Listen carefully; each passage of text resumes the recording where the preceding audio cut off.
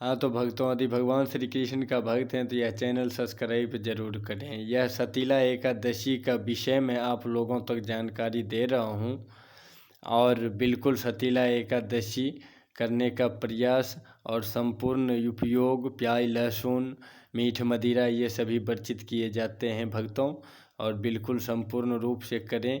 और यह अपने आप में बहुत बड़ा महत्वपूर्ण एकादशी है। यह सभी फलों को प्रदान करने वाली एकादशी है। यह जिंदगी में मुक्ति और शक्ति सभी प्रदान करने वाली यह एकादशी है। तो यह निसंदेह होकर आप सभी भक्तों यह एकादशी करें। तो इसी विषय में मैं एक कथा बताते हैं। वह कुछ देव ऋषि ने पूछे भगवान कुछ देव ऋषि ने पूछे भगवान से, हे प्रभु, आप मुझे यह सतीला एकादशी का महत्व बताइए, क्या है और कैसे क्या करना पड़ता है मनुष्य को, फिर मुक्ति मिल जाते हैं। इतने अधर्म करते हैं, इतने पाप करते हैं, लेकिन फिर भी यह सतीला एकादशी करने से क्यों मुक्ति हो जाते हैं। तो वह ब्राह्मण कहते हैं, देखो, एक नगर में एक ब्राह्मणी रहा करती थी। वह ब्राह्मणी सभी एकादशी कर चुकी थी। अब वह जिंदगी में जो है ना, एकादशी करते करते शरीर उसके कमज़ोर भी पड़ गया, लेकिन वह दान नहीं करी थी कभी किसी भी एकादशी का पर किसी भी एकादशी पे उसने दान नहीं करी थी। तो भगवान विष्णु इसी विषय में उसको देखते हुए यह विचार करते हैं, जो यह ब्राह्मणी तो सभी एकादशी कर चुकी है, लेकिन यह दान नहीं करती है, फिर अन्यथा यह स्वर्ग लोक में सब कुछ खोजेंगे तो मैं कहाँ से दूंगा। फिर भगवान विष्णु ने एक भिखारी का रूप धारण करके वह ब्राह्मणी को पास गए। वह ब्राह्मणी को कहते हैं, भिक्षाम देही भिक्षाम देही। तो ब्राह्मणी आया, बोलते, हे ब्राह्मण देव, तुम किस लिए आए हो।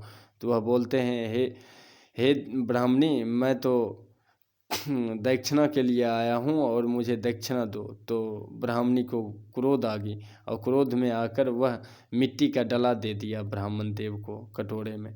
फिर ब्राह्मण देव ने वह मिट्टी का कटोरा लेकर चले गए। वह मिट्टी का कटोरा का बदले में वह ब्राह्मणी का घर तो बन गए, लेकिन उसमें कोई संपत्ति नहीं थे।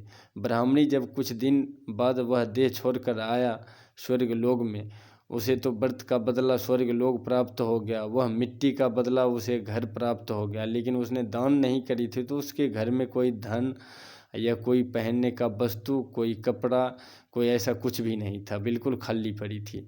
तो वह भगवान विष्णु के पास दौड़ती हुई गई, बोलती है, हे प्रभु, मैंने तो सारे आपको व्रत करे हैं, लेकिन मेरे घर में कोई वस्तु क्यों नहीं है, खाने पीने का, नहीं तो ओढ़ने पहनने का कोई भी वस्तु नहीं है, जमा सोनी पड़ी है। तो फिर वह बोलते हैं, हे ब्राह्मणी, तूने व्रत तो करी, लेकिन क्या है कि तूने कभी दान नहीं करी, इसी कारण तेरे घर खाली पड़ा है यहाँ स्वर्ग लोक में।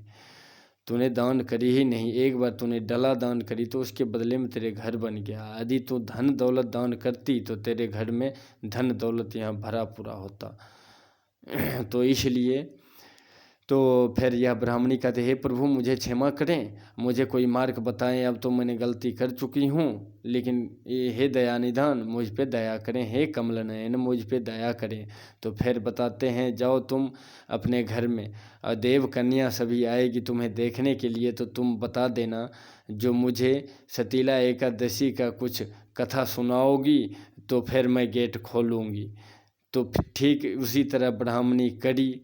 तो आया कोई देव लोग उसको देव कन्या देखने के लिए, तो वह बताई, जो गेट मैं तब खोलूँगी जब तक आप मुझे सतीला एकादशी का बारे में नहीं बता दोगी। तो फिर उसने बताए, इसी हिसाब से फिर बताए, फिर धन संपदा से उसको ब्राह्मणी को घर भर गया स्वर्ग लोक में। फिर उसने गेट खोली, फिर वह सभी देव कन्या इसे देखकर ब्राह्मणी को दर्शन करी